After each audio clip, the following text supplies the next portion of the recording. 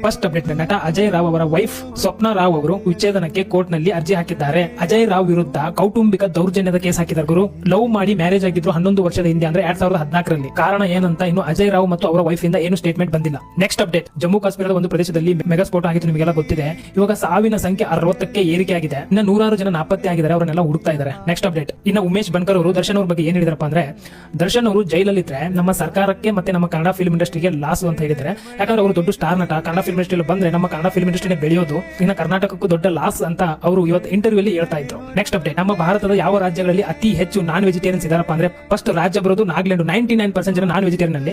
Next ಬರೋದು ಪಶ್ಚಿಮ Bangala, 90% non vegetarians ಇದರಲ್ಲಿ. ಆಮೇಲೆ ಕೇರಳ ಬರುತ್ತೆ. ನಮ್ಮ ಕರ್ನಾಟಕ ಟಾಪ್ 10 ಅಲ್ಲಿ ಕೂಡ ಇಲ್ಲ. ನಮ್ಮ ಕರ್ನಾಟಕದಲ್ಲಿ 50% ಇರಬೇಕು ಮೇ ಬಿ, ನಂಗೆ ಗೊತ್ತಿರೋ ಪ್ರಕಾರ. ನೆಕ್ಸ್ಟ್ ಅಪ್ಡೇಟ್, ಇನ್ನು ನಟ ದರ್ಶನ್ ಮತ್ತೆ ಸಹ ಅಪರಾಧಿಗಳನ್ನೆಲ್ಲ ಬೆಂಗಳೂರು ಸೆಂಟ್ರಲ್ ಜೈಲಿಂದ ಬೇರೆ ಬೇರೆ ಜೈಲ್ಗಳಿಗೆ ಶಿಫ್ಟ್ ಮಾಡಲು ಡಿಸೈಡ್ ಮಾಡಿದ್ದಾರೆ ಜೈಲ್ ಅಧಿಕಾರಿಗಳು. ನೆಕ್ಸ್ಟ್ ಅಪ್ಡೇಟ್, ಇನ್ನು ಸಾರಂಗ ಜೀರುಂಡಿ ಅಂತ ಈ ಒಂದು ಕೀಟ 75 ಲಕ್ಷ ರೂಪಾಯಿ ಬೆಲೆ ಬಾಳುತ್ತಂತೆ ಗುರು. ಇದೇನೋ ತುಂಬಾ ದೇಶಗಳಲ್ಲಿ ಒಂಥರ ಲಕ್, ಇದಿದ್ರೆ ಲಕ್ ಅಂತೆ, ಶ್ರೀಮಂತರ ಆಗ್ತಾರೆ ಅಂತ ನಂಬ್ತಾರಂತೆ. ಅದಕ್ಕೆ ಇದ್ರ ಬೆಲೆ 75 ಲಕ್ಷ ಇದೆ ಅಂತ.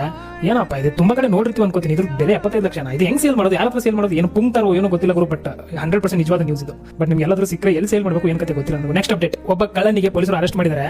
ಮನೆ ಬೀಗ ಹೆಂಗ್ ಮುರಿತಿಯಪ್ಪ ನೀನು ವಿತೌಟ್ ಕೀ ಅಂತ ಕೇಳಿದಾಗ ಅವನು ಡೈರೆಕ್ಟ್ ಆಗಿ ತೋರಿಸಿದಾನೆ. ಇಲ್ಲಿ ನೋಡಬಹುದು ನೀವು. ಫಸ್ಟ್ ಪೆಟ್ರೋಲ್ ಹಾಕ್ತಾನೆ, ಆ ಕೀ ಒಳಗಡೆ ಹಾಕ್ಬಿಟ್ಟು ಅದಕ್ಕೆ ಬೆಂಕಿ ಹಚ್ತಾನೆ. ಒಳಗಡೆ ಏನೋ ಪ್ಲಾಸ್ಟಿಕ್ ಲಾಕ್ ಇರುತ್ತಂತೆ, ಅದು ಮೆಲ್ಟ್ ಆದ್ಮೇಲೆ ಆಟೋಮೆಟಿಕ್ ಓಪನ್ ಆಗುತ್ತಂತೆ. ಕೀ ಎಲ್ಲ ಲೈವ್ ಆಗಿ ತೋರಿಸ್ತಾ ಇದ್ದಾನೆ. ಹಳೆ ಲಾಕ್ಗಳನ್ನೆಲ್ಲ ಯೂಸ್ ಮಾಡಕ್ ಹೋಗ್ಬೇಡಿ. ನೆಕ್ಸ್ಟ್ ಅಪ್ಡೇಟ್, ಧರ್ಮಸ್ಥಳ ಕೇಸ್ಗೆ ಸಂಬಂಧಪಟ್ಟಂತೆ SIT ಮಧ್ಯಂತರ ವರದಿಯನ್ನು ಸರ್ಕಾರಕ್ಕೆ ಸಲ್ಲಿಕೆ ಮಾಡಲಿದೆ ಸೋಮವಾರ. ನೆಕ್ಸ್ಟ್ ಅಪ್ಡೇಟ್, ಇನ್ನು ದೀಪಾವಳಿ ಹತ್ರ ಬರುವಷ್ಟರಲ್ಲಿ ಈ ಲಿಸ್ಟ್ ನಲ್ಲಿ ಏನು ವಸ್ತುಗಳು ಕಾಣ್ತಾ ಇದ್ದಾವೆ ಅದರ GST ಕಮ್ಮಿ ಆಗುತ್ತೆ, ಬೆಲೆ ಕೂಡ ಕಮ್ಮಿ ಆಗುತ್ತೆ ಅಂತ ಹೇಳ್ಬೋದು. ಖುದ್ದಾಗಿ ನರೇಂದ್ರ ಮೋದಿ ಅವರು ಹೇಳಿದರೆ ದೀಪಾವಳಿ ಸಮೀಪ ಬಂದ್ರೆ ಸಾಕು, ಈ ಲಿಸ್ಟ್ ವಸ್ತುಗಳ ಬೆಲೆ ಎಲ್ಲ ಕಮ್ಮಿ ಆಗುತ್ತೆ. ನೆಕ್ಸ್ಟ್ ಅಪ್ಡೇಟ್, ವಾರ್ 2 ಮತ್ತೆ ಕೂಲಿ ಮೂವಿ ರಿಲೀಸ್ ಆಗಿತ್ತು.